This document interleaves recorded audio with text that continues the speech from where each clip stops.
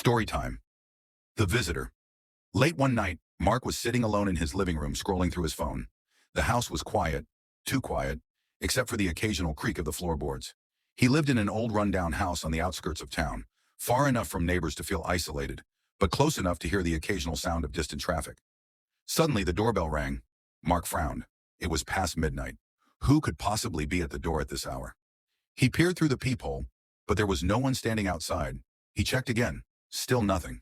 Just the empty porch, bathed in the dim light from the street lamp. Confused, he shrugged it off and turned back inside.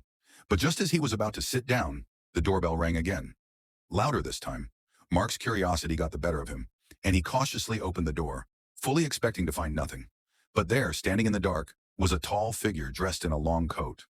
Their face was obscured by the shadows, their postures stiff and unnaturally still. "Can I help you?" Mark asked, his voice trembling slightly. The figure didn't answer. Instead, it just stood there, unmoving.